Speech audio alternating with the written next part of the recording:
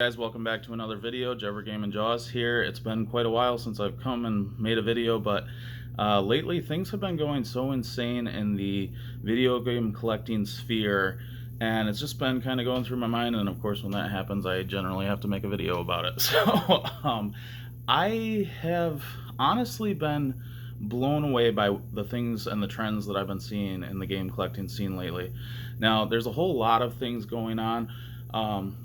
One thing that's been going on crazily lately is sealed collecting has just absolutely come like a freight train, and everybody's getting into sealed collecting and grading games, and games that are not rare or uncommon in my mind are selling for amounts that I could never have imagined. And I'm going to leave that topic because that isn't really having a bearing on what I'm saying, but it is kind of just, this hobby is blowing up right now in a way that I could have never seen and just really never expected. Before the pandemic, things had kind of been at like a steady level with the vintage retro game collecting scene.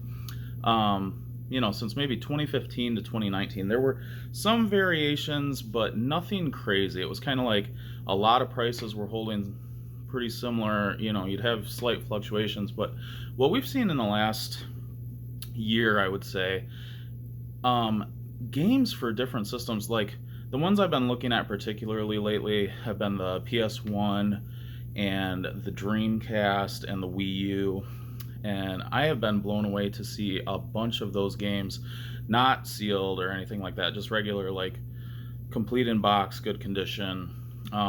Games are tripling, quadrupling in price. Like in 2019, I bought Parasite Eve 2 for $30 at a game store. It wasn't a deal. It seemed like, okay, I'm just gonna buy it because I really want that game. That game's selling for like $200 now.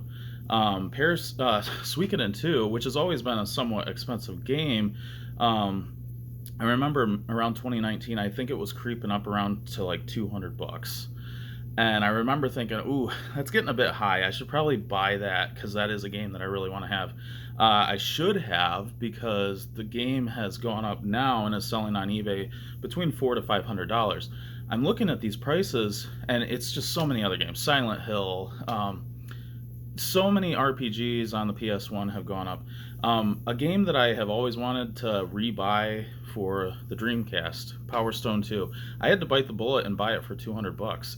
Like, I don't know what else to do. It was a $70 to $100 game a year ago, and I just honestly, at this point, the prices are climbing so quick and so insanely, I don't want to be left without it. And I actually just finished my Wii U collection, which eventually I will definitely make a video showing that and showcasing it, talking a lot more about the Wii U. I want to go a lot more in depth with the Wii U because it's a system that I really love and care about, and I feel like there's a lot that I could just add to that conversation if I could get myself organized to do it. So eventually that'll happen, probably. Oh my gosh, let's see. Another thing that was big recently, and this will tie into the pricing, but if you're in the gaming scene whatsoever, you know that the PS3 store was threatened to be shut down. Not threatened, but like they announced that it was going to be shutting down soon, and gamers went into such a rage about it and such a panic. It was interesting because Sony ended up saying, okay, we won't shut it down yet. That's really nice and very good, and especially with the prices of these PS1 games.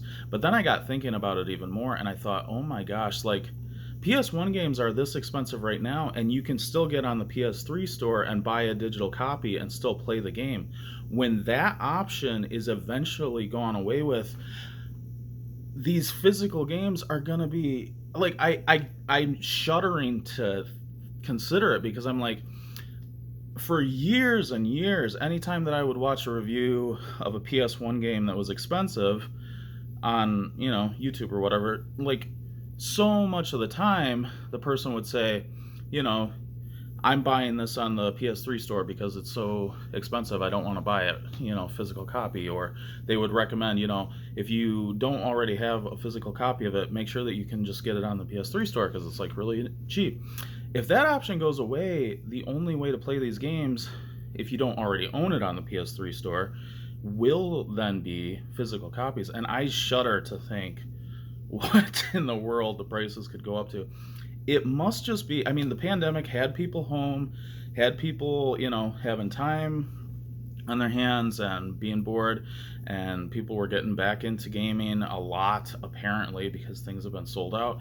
And it just seems like the hobby has increased in like so many ways that I could have not seen coming.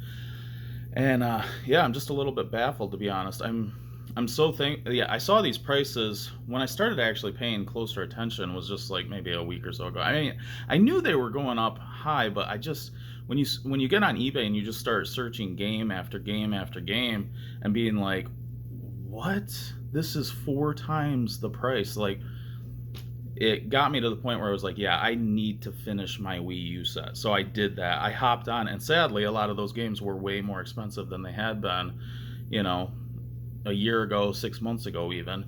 But I still just bit the bullet and was like, I have to get this done. I do not want to pay any more for these, and I don't know what the ceiling is. It feels like the sky's the limit right now. It feels like there will probably be a correction at some point, but right now it's like everyone is just shooting off, and I don't know what is going to happen with prices right now. Guys, what are you noticing in the game collecting sphere? Let me know. I'm kind of blown away right now and just needed to process a little bit about it. Uh, Man, honestly, Suikoden 2, I don't know how I could justify buying that for $400 to $500, and I don't even know that it'll stay at that price. It could go up further. This is definitely pushing me to make sure that I get on my PS3 and buy digital copies of a lot of these games, just so I have a secure way that I can actually make sure that I can play these games.